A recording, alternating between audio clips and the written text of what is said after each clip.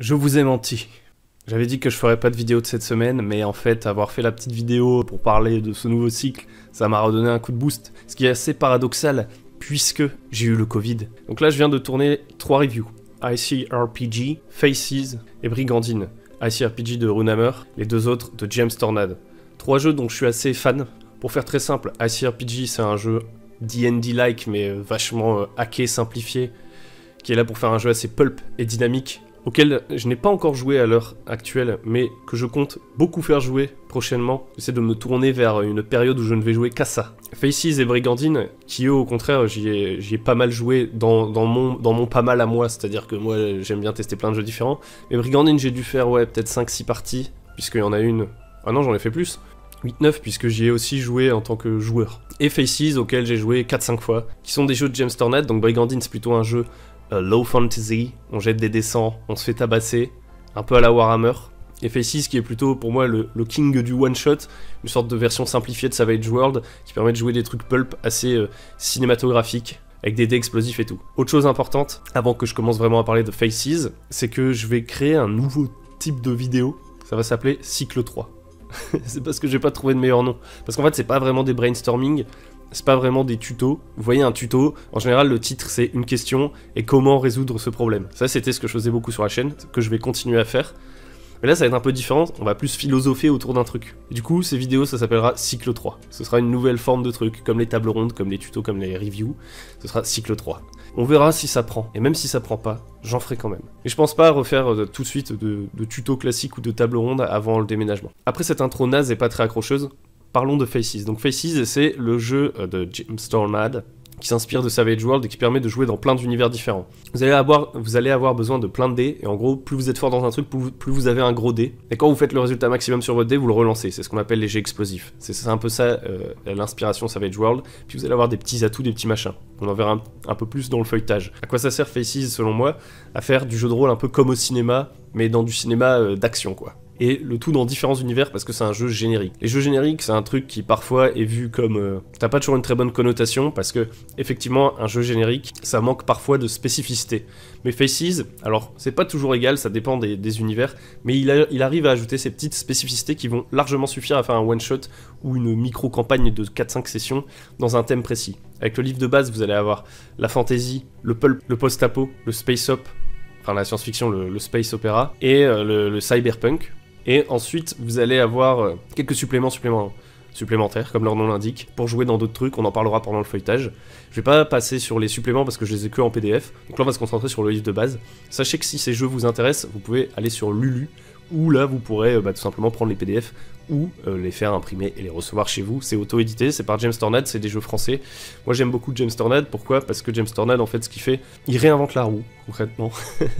On dit souvent, ouais, il faut pas réinventer la roue, mais lui, il le fait assez bien. C'est-à-dire qu'il va chercher des systèmes qui, certainement, lui ont plu. Moi, je le connais pas personnellement, peut-être que je vais dire de la merde. Mais il va chercher des systèmes qui lui ont plu, auxquels il a sûrement joué, mais il a trouvé que, voilà, il y avait des trucs un peu superflus, un peu en trop, et il tend vers une simplification. Alors, la simplification, des fois, ça peut avoir des défauts, mais là, je trouve que c'est plutôt bien géré. Parce que la simplification à l'extrême, comme on le disait, ça peut enlever de la spécificité. Donc, on va tout de suite partir pour le petit feuilletage.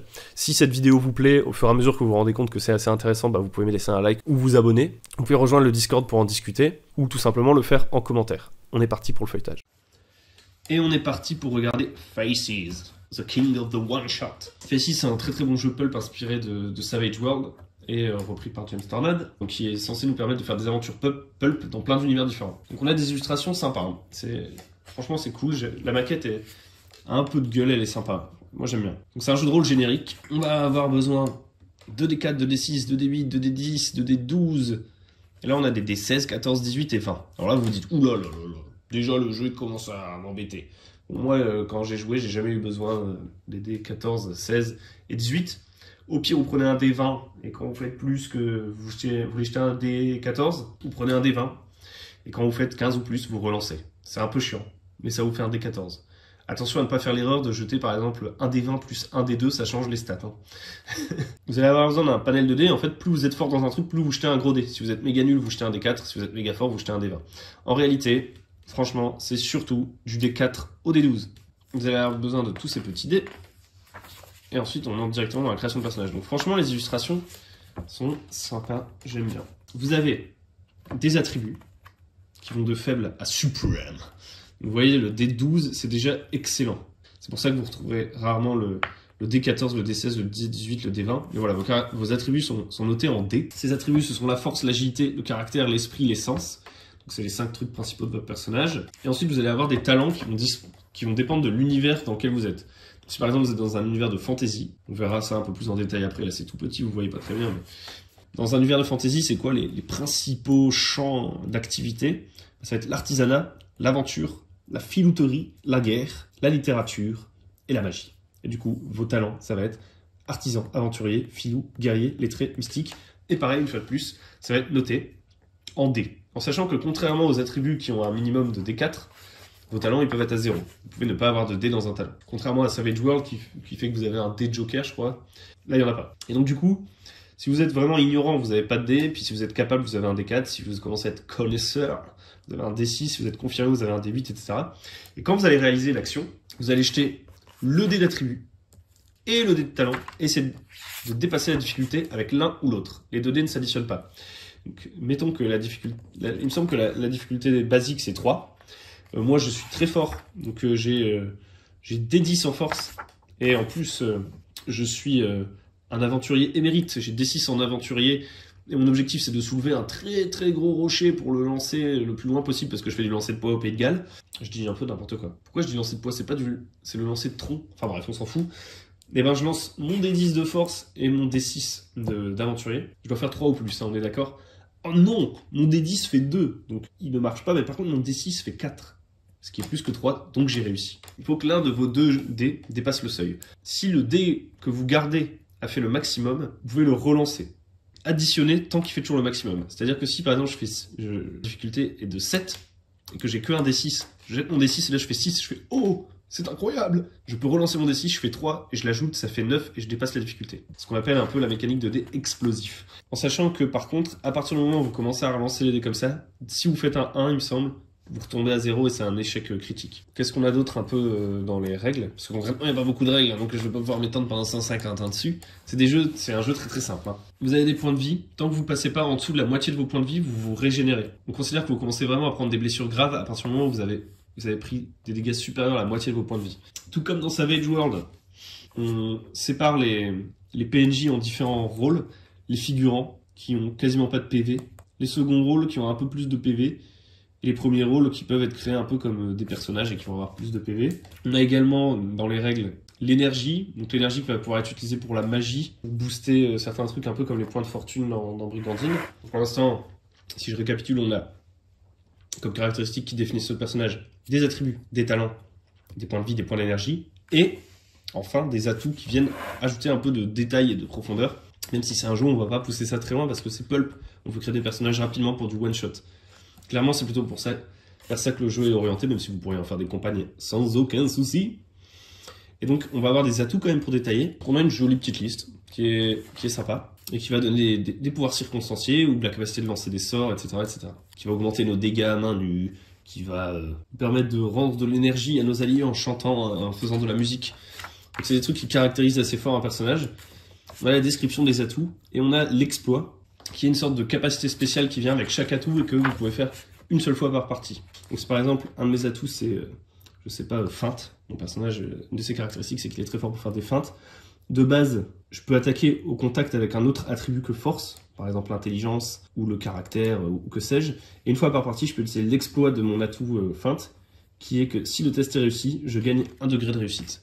Parce que oui, il y a aussi une affaire de degré de réussite. C'est-à-dire que si je dépasse la difficulté, pour chaque cran de 2, j'ai un degré de réussite supplémentaire. Je pense que ça arrivera après. Oui, c'est ça, ça arrive après. Mais il me semble que c'est bien ça, c'est des crans de 2.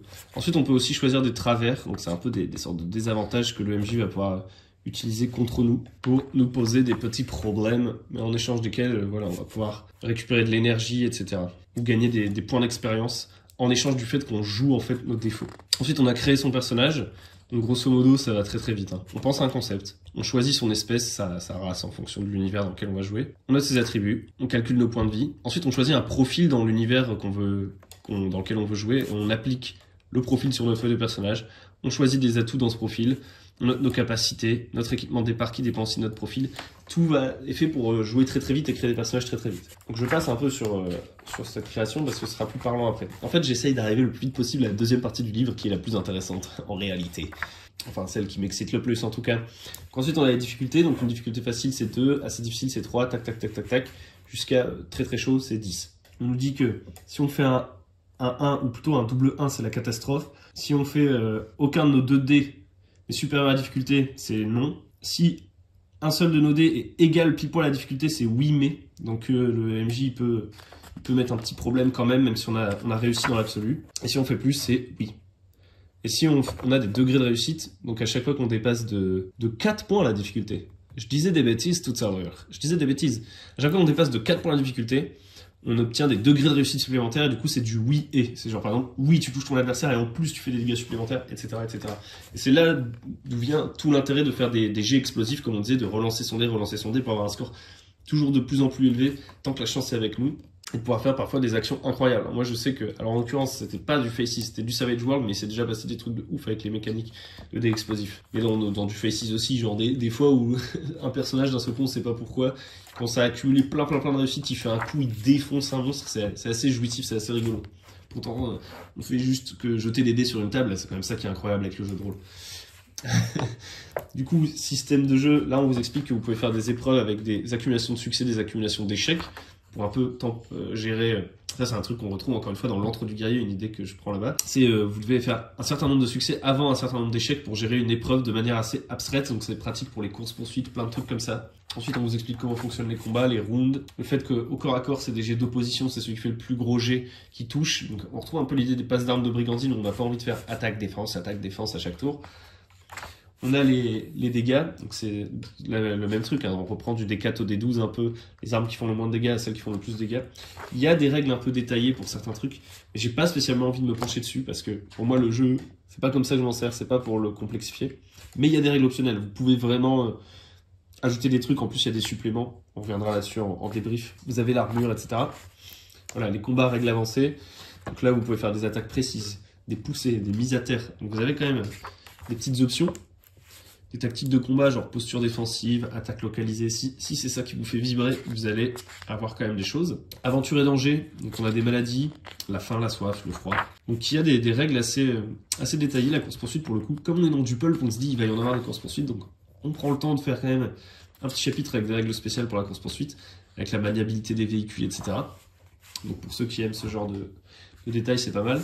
On a un peu une règle de relation et contact aussi. Ça, c'est pour si on veut faire du cyberpunk. En fait, on nous donne quand même, vous le comprenez, au fur et à mesure que je feuillette, des sortes de petites règles spéciales, parce que c'est un jeu générique qui peut aller dans tous les univers. Donc vous n'avez certainement pas besoin de connaître toutes ces règles. C'est plutôt au moment où vous faites votre scénario, vous vous dites « Ah ouais, il y aura sûrement une course-poursuite quand même, vu ce qui va se passer », ou alors « Ah ouais, c'est un truc un peu urbain, il faudrait peut-être que mes PJ aient des contacts, il y a une petite enquête et tout ». À ce moment-là, vous revenez ici, vous prenez ça. Mais rappelez-vous que sinon la base du jeu c'est vraiment vous jetez 2 dés, vous gardez le meilleur des deux, et s'il fait son score maximal, vous le relancez pour accumuler toujours plus de succès. C'est aussi simple que ça. Ensuite on a le repos et la guérison, l'énergie, ça c'est pour la magie et tout, l'expérience, un petit peu de règles d'exploration, la magie. Donc là la magie c'est très simple. Vous n'avez pas une énorme liste, vous n'avez pas une liste extensive de pouvoirs. Là vous avez des pouvoirs mineurs, des pouvoirs majeurs, mais en fait comme le jeu est assez simple mécaniquement, je suis pas sûr que vous aurez besoin de beaucoup plus de trucs que ces sorts. Mais voilà, sachez quand même que c'est pas une liste extensive. Il y a quand même des désagréments, des effets secondaires de sorts, si jamais ça vous intéresse. On a un truc pour confectionner des objets magiques, on a un bestiaire générique, et on a fini la partie règle. Donc voilà, c'est pas gigantesque, et il faut bien se dire que, grosso modo, à partir de là, ça commence à être optionnel. Il y a quand même des trucs sur les points de vie et sur la magie qui va peut-être se retrouver dans pas mal d'univers classico, del Madrido, fantasy. Mais là, il y a pas mal de règles, donc vous n'aurez pas besoin de tous les scénarios. Donc le jeu est très simple. Et ensuite, on arrive dans ce qui est cool, ce qui est la force de Faces, c'est ces chapitres univers en fait. Vu que c'est un jeu générique, vous retrouvez ça dans d'autres jeux génériques, mais je trouve que Faces le fait très bien. Donc là, on a le chapitre Medieval Fantasy. C'est le premier. Donc on vous explique vite fait ce que c'est la Medieval Fantasy, si jamais vous ne saviez pas. Les aventures types et tout. Donc sur 2 pages, quelques illustrations cool. Ensuite, boum, on arrive. Les talents de Medieval Fantasy. Donc on avait dit, il y a les attributs qui sont les mêmes, quel que soit votre univers, et les talents qui sont différents. Ensuite, on vous explique un peu les actions courantes dans la fantasy et les différentes correspondances pour que vous puissiez vous faire un peu à l'idée de comment fonctionne le système et tout, vous faire la main en tant que maître de jeu, surtout si vous débutez. Parce que, oui, un truc qui est important à dire, c'est que les attributs ne correspondent pas forcément directement à un talent. Il y a plusieurs combinaisons possibles. Par exemple, je pourrais faire un jet d'agilité lettré, un jet d'agilité guerrier, un jet d'agilité aventurier. Vous voyez? Un attribut, un talent, il y a différentes combinaisons. Bon, après, agilité lettré, eux non plus, ils n'ont pas d'exemple. Je me disais, tiens, qu'est-ce que ça pourrait être? Ils n'en ont pas mis. Donc, on vous donne des exemples comme ça. Qu'est-ce que ça peut être une action de force mystique dans un univers de Medieval Fantasy? Bah, c'est quoi? Résister physiquement, un sortilège, tout simplement. Donc, voilà. Ensuite, vous avez les races. Donc, ça, c'est typical fantasy. Donc, c'est les différentes espèces de l'univers et tous leurs attributs, machin. Ensuite, vous avez les profils de personnages. Donc, à la création de personnages, une fois que vous avez choisi votre espèce, réparti les attributs, etc., vous appliquez tout simplement un des archétypes du genre fantasy. Il y a quelques choix à faire et boum, votre personnage il est fini. C'est aussi simple que ça. Et vous en avez une paire quand même.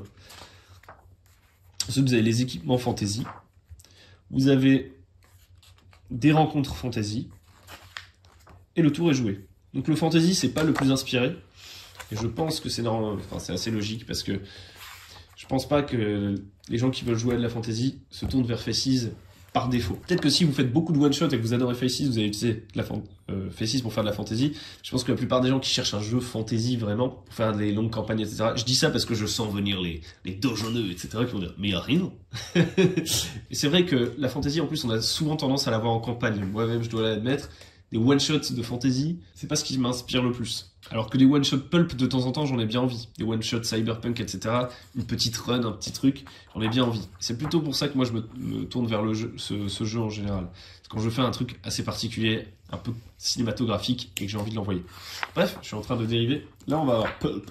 Donc là, c'est un peu les univers à la Cthulhu, ou sans, avec ou sans tentacules. Hein. Ça peut être les années 20, les années 30, la Terre creuse, le tour du monde en 90 jours, des enquêtes occultes, toutes sortes de choses. Donc là, pareil, on va avoir les talents du pulp. L'aventurier, la canaille, l'instruit, le savant, le militaire, le mondain.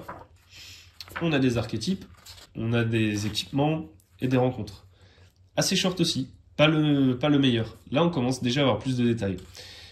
Ils sont pas tous égaux, et vous verrez qu'il y a des suppléments aussi, qui sont assez sympas, notamment, je vais en parler tout de suite. Là, on va encore voir ceux d'après. Mais en dehors de ce livre, en plus de ce qu'il y a là, vous avez aussi film noir d'enquête, vous avez western, et vous avez super-héros. Et super-héros, pour le coup, il est assez complet. Ces deux-là, c'est... En plus, vous allez vous dire, mais il n'y a pas grand-chose. C'est les premiers, c'est pas les meilleurs. Mais le super-héros qui est en supplément, et ceux d'après, là, ils sont assez cool. Dans post-apocalyptique, qu'est-ce qu'on a? Post-apocalyptique, ça commence à être un petit peu plus fourni, parce qu'on a, donc pareil, les talents, les machins. Là, on a des races post-apocalyptiques, donc genre, là, ça fait un peu penser à Mad Max. On a les Golgoth. On a des idées assez cool, directement applicables, donc je trouve ça sympa. On a les archétypes, et puis on a des trucs qui nous servent vraiment dans post-apocalyptique. On a l'équipement, évidemment. On a aussi un peu un truc pour tuner sa bagnole, vous voyez? Ça, c'est assez cool. C'est un peu ce qui manque aux deux premiers, c'est des trucs spécifiques. Après, peut-être qu'on n'en a pas besoin, finalement, et que c'est plutôt parce que dans le post-apocalyptique, on a des thèmes précis qu'on a besoin d'avoir ces règles supplémentaires, mais chacun jugera. Donc on a de quoi tuner un peu son véhicule. On a des tables aléatoires de ce qu'on peut trouver en fouillant des vieux bâtiments, et des mutations. Et c'est vraiment les trucs thématisés dont moi j'ai besoin quand je pense tout de suite à du post-apocalyptique. Donc c'est bien trouvé. Puis on a le mini bestiaire classico. Cyberpunk maintenant. Dans Cyberpunk, on va avoir les talents, etc. C'est encore la même chose. Et on a les races. Donc on a les biosynthétiques, les humains, les alphas, les machins, les trucs. On a les archétypes, les équipements. Et vous vous en doutez, on va avoir véhicules et drones, cyberware, des implants, des drogues, des petites règles pour la matrice, et des rencontres. Donc à chaque fois, on a les petits outils qu'il nous faut. Et on termine par Space Opera, où on va avoir, encore une fois, des attributs, des caractéristiques, des talents, des races, des archétypes. À chaque fois, avec des illustrations qui, franchement, donnent envie, sont inspirantes, moi, je trouve. On a des véhicules spatiaux, des monstres, et on arrive à la partie conseil.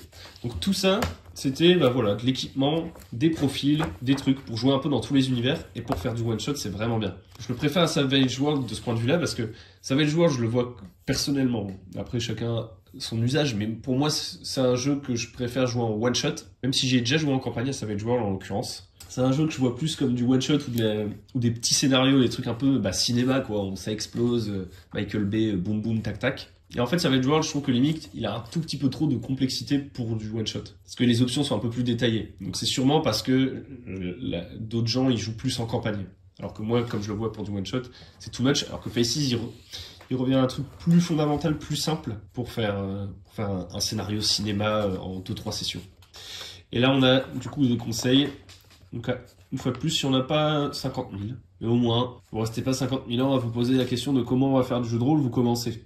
Donc, mettre de la musique, trouver quelques noms pour les PNJ, petite playlist, il va falloir improviser, raconter la perte de points de vie qui doit pas forcément être des blessures et tout, qui n'est pas forcément mortelle. Ne consultez pas le livre pendant la partie, ça c'est un bon conseil. La durée des combats, le jeu est fait pour que ça aille vite, ça vous a expliqué. Ne vous attendez pas tout de suite à être un meneur de jeu exceptionnel, il n'y a aucun problème. Vous allez kiffer avec ce jeu, une petite post-face, je sais plus comment on dit. Le but c'est de s'éclater et avec Faces vous allez pouvoir le faire dans plein de one-shots différents. Donc moi vraiment je vous recommande Faces si vous voulez faire du one-shot pulp. Alors moi Faces c'est un jeu que j'ai trouvé très très cool.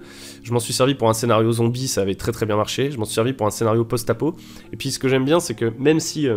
vous savez, c'est un peu modulaire, c'est séparé en plusieurs univers comme on l'a vu durant le feuilletage. Vous pouvez tout à fait combiner les différentes idées des différents univers et les mettre ensemble. Typiquement, si vous voulez des persos un peu avec des capacités spéciales dans du Medfan, vous pouvez tout à fait aller chercher sur Lulu le supplément super-héros de Faces et prendre un peu la manière dont sont construits les trucs de super-héros, les mettre dans votre jeu. D'ailleurs, pour parler un petit peu de ce supplément super-héros, puisque je vous montre pas le PDF et tout, ce qui est assez cool, c'est qu'il est assez détaillé. On voit que ça a été pensé parce que il y a quand même plusieurs niveaux de super-héros. Vous pouvez faire du super-héros, vous savez, un peu épique, je sais pas comment dire, le mec en bleu dans Watchmen, vous voyez, qui détruit tout. Moi, je suis pas un fan de comics, j'oublie tous les noms. Hein. Mais je sais pas si vous voyez ce mec, ou bien le Superman, ou ce genre de personnage très très fort, ou alors vous pouvez faire un truc un peu plus street level, vous voyez ce que je veux dire, ou plus mutant à la X-Men, etc. Il y a quand même des petites variantes comme ça. Il y a aussi un écran, mais je pense pas que vous puissiez avoir l'impression en supplément, mais un écran qui vous amène davantage de conseils OMJ, ce qui peut parfois être un peu ce qui manque, je dirais, dans les trucs de James Tornad, même si on peut trouver ça très cool, que ce soit très concis, etc. Moi, je suis très friand de conseils OMJ, et je sais qu'en tant que débutant, j'en ai besoin, mais après, il y en a beaucoup sur Internet aussi. Si vous êtes ici, c'est certainement que vous regardez déjà la chaîne et que vous regardez sûrement plein d'autres chaînes YouTube qui donnent des conseils. Donc, est-ce que c'est toujours nécessaire de mettre dans un livre de jeu de rôle des conseils? Moi, je trouve que oui. Surtout quand ça permet quand l'auteur peut comme ça montrer à travers ce qu'il a écrit un peu sa manière de voir, de maîtriser, etc. Ça en dit long aussi sur comment on peut utiliser le jeu, essayer de tester, faire des trucs comme lui et tout. Donc moi je trouve que c'est des fois un peu ce qui manque, et il me semble que dans l'écran du maître de jeu vous avez quelques outils en plus, mais c'est vrai que c'est plus des outils pratiques que des conseils en soi. Après, un truc assez important, si vous commencez à chercher à faire ici sur internet, petit tips, mettez bien f.a.c.e.s, parce que si vous tapez Faces comme ça, vous allez avoir du mal à le retrouver, c'est pas ultra bien référencé. James Tornad, il a créé un autre jeu qui s'appelle Deep Six, dont je vais pas parler parce que je l'ai pas vraiment lu. Puis il a aussi parlé Brigandine, dont on va parler la prochaine fois. Je sais pas pourquoi je commence à vous parler de ça, parce qu'on n'est pas dans la vidéo Brigandine, mais sachez que Brigandine, dont on va parler la prochaine fois, le jeu va avoir une nouvelle édition. Je dis ça parce que si en fait vous commencez à chercher James Tornad et tout, vous allez sur Lulu, vous allez voir Brigandine et tout, et peut-être que comme si Faces vous tente, vous allez aussi vous laisser tenter par Brigandine, etc. C'est pour vous prévenir quand même qu'il va y avoir une nouvelle version de Brigandine. Donc si vous prenez Brigandine sur Lulu aujourd'hui, à moins que vous voulez vraiment soutenir l'auteur à fond, ce que je vous encourage à faire, hein, parce que moi je l'aime beaucoup, James Tornad, je suis assez fan de ce qu'il fait. Mais vous, aujourd'hui, peut-être que vous ne connaissez pas si vous regardez cette vidéo, du coup peut-être que vous n'avez pas envie de... Voilà, que vous avez envie de petits conseils pour dépenser votre argent finalement, peut-être que pour ce qui est de Brigandine, vous pouvez pour l'instant prendre les PDF et attendre la nouvelle version physique qui va sortir. De toute façon, on parlera plus de Brigandine dans la prochaine vidéo, plutôt dans une semaine ou deux, je sais pas encore trop. La prochaine vidéo c'est sur ICRPG, puis ensuite on embrayera sur les vidéos cycle 3. Je pense que ça va être très sympathique. Si la vidéo vous a plu, n'hésitez pas à liker, à vous abonner, etc. Si le jeu vous tente, n'hésitez pas à foncer en fait, parce que moi je trouve que c'est cool de soutenir un peu de la création, enfin des gens qui s'auto-éditent un peu et tout, qui sont pas toujours, qui peuvent être en difficulté pour faire leur propre com, et qui pourtant font des très bons jeux. En tout cas moi j'aime beaucoup les jeux de James Tornad. J'espère que ça vous aura donné envie, Faces. Je pense que c'est un bon jeu d'appoint. Je sais pas comment vous expliquer. Moi je teste plein de jeux différents, mais je sais qu'il y a des gens qui aiment bien s'attacher à des longues campagnes. Bah, si de temps en temps quand vous faites des longues campagnes, vous avez envie de faire des petits one-shots à côté, n'hésitez pas à prendre Faces à côté de vos autres jeux, et puis de temps en temps lâcher un petit scénario, un petit passage Faces pour changer un peu de votre campagne habituelle. Je trouve que c'est un jeu qui s'y prête parfaitement, donc je vous invite à y jouer. J'espère que cette vidéo vous a plu. Voilà, je vous dis à très bientôt sur le bon MJ, sur le Discord, etc. On se retrouve dans une prochaine vidéo. Bon jeu, bonne journée, ciao!